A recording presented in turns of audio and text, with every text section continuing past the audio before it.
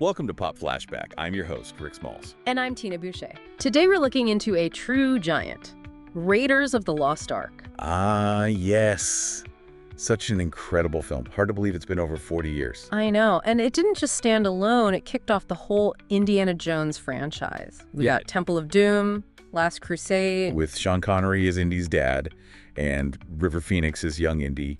Brilliant casting there. Absolutely. And Raiders itself, I mean, it's still considered one of the best films ever. Like, what is it, 95% on Rotten Tomatoes? Something like that, yeah. And an 8.4 on IMDb. It just holds up. It's timeless, really. You see its influence everywhere. You really do. Nods in shows like The Big Bang Theory, and you still see people dressed as Indy and Marion at every Comic-Con. It definitely hit a nerve. Yeah. So let's maybe dig into some of the stories behind how this iconic movie actually got made. Okay, so the spark really came from George Lucas, right? He wanted to capture that feel of old movie serials. Exactly. Those Republic serials from the 30s, things like Don Winslow of the U.S. Navy or Zorro Rides Again, that sort of cliffhanger excitement. He was thinking about this way back, wasn't he? Like early 70s? Yeah, 1973 is when he really started exploring ideas.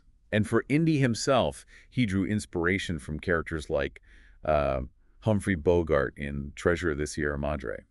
Interesting. I heard there were similarities to an older film, too, Secret of the Incas. That's right, the 1954 film. There are definitely some echoes there thematically. But, you know, Lucas synthesized a lot of things. And then Steven Spielberg came on board. What was his angle? Well, for Spielberg, it was apparently a bit of a mission. After his film 1941 went over budget and schedule, he saw Raiders as a chance to prove he could bring in a big movie efficiently. Right, show he could handle the logistics. Yeah. So filming started around 1980. Yep, principal photography kicked off then. And get this, a lot of that amazing opening temple sequence, that was shot on sound stages. No way, at Elstree Studios in the UK. That's the one. But the lush exteriors, the jungle bits, that was Kauai in Hawaii. Ah, Hawaii. He went back there for Jurassic Park, didn't he? He certainly did, clearly liked the location. That opening is just perfect. It throws you right in. The set design must have been key. Oh, totally. Making you believe you were in that Peruvian temple. And the editing, Michael Kahn's work, was crucial too. How so? Well, he used Spielberg's storyboards, of course, and the great visuals from cinematographer Douglas Slocum. But he used techniques like J-cuts and L-cuts. What are those exactly? It's where the sound might start just before the picture cuts or linger just after. It helps the flow, builds tension, especially in that temple run and the boulder chase. It just pulls you in. Makes sense. It feels seamless. And I heard Spielberg was pretty open to ideas from the actors. Very much so. The most famous example is Harrison Ford, isn't it? The scene with the swordsman. Oh, yeah. Where Indy just shoots him. Exactly. Partly the original plan was a whole whip versus sword fight, but Ford wasn't feeling well or maybe just thought it'd be funnier and suggested Indy just shoot the guy. Spielberg loved it. That's brilliant. Shows real flexibility. And what about keeping Indy's face hidden at the start? Yeah, that was deliberate. Build a mystery. You meet Satipo and Barranca first, kind of connect with them, see the danger. And then, bam, reveal the hero. Right. When he steps out of the shadows, disarms Barranca with the whip. It's meant to be this moment of awe. Instantly establishes who this guy is. So cool. Okay, shifting gears a bit.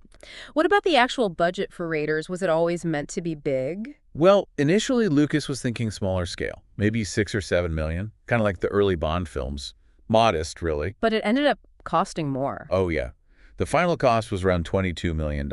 Okay, quite a jump, but it paid off, right? Massively. By October 81, just a few months after release, it had already grossed over $135 million.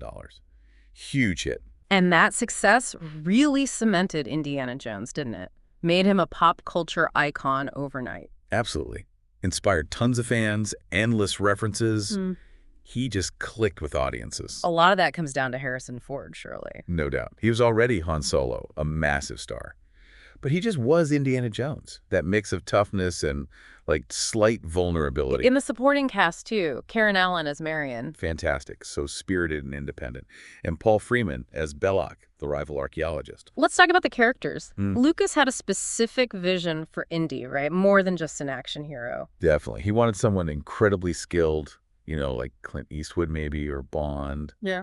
But grounded. He has a PhD, archaeology, anthropology. Right, the professor side. Exactly. So he's this tough adventurer, but also this knowledgeable expert in history, antiquities, even the occult. That mix was key. And Belloc, the villain, he Yeah. wasn't just a random bad guy. No, the idea of a rival, specifically a German one, came up early. Belloc was conceived as Indy's shadow, sort of. A corrupt version. How so? Well, he's also after the artifacts, but purely for profit or power. A grave robber for hire, basically. No real scholarly interest like Indy. It makes their rivalry personal and professional. Gotcha. And Marion Ravenwood, she wasn't your typical damsel in distress. Not at all. That was intentional. She's proactive, independent, holds her own in fights, runs a bar in Nepal. Yeah. She defies those tropes for a lot of the movie. She's capable. It's such a great dynamic. It really is. These characters just leap off the screen. We'll be right back after a word from our sponsor, Hangry.com. Hangry. Hangry. Totally. And we're looking at their online shop today, and it's pretty wild. Got like everything you could think of, from t-shirts and sweatshirts to candles and stickers, and they've got, all this stuff with this really fun, like, food-themed kind of spin on it. Yeah. It's interesting how they've taken, what's a pretty negative emotion and spun it to be something. To be something good. Yeah, like something relatable and fun. Welcome back. We were just digging into the fantastic characters of Raiders of the Lost Ark. Right, and it's interesting how Belloc evolved. Initially, there were ideas about maybe a Chinese rival or an Arab one. Oh, really? Why the shift to German? Well, partly it just fit neatly with the World War II era backdrop, making the Nazis the clear antagonists. But it also set up that specific intellectual rivalry with Belloc, the European sophisticate versus the American adventurer. That makes sense. That corrupt version idea really adds depth, doesn't it? It's not just good versus evil. There's almost this weird respect between them. Even though they're on opposite sides ethically, they understand each other's world, just not their motives. And going back to Marion, making her so strong, that felt pretty fresh for an adventure movie back then. It really did. She's not just waiting around to be saved.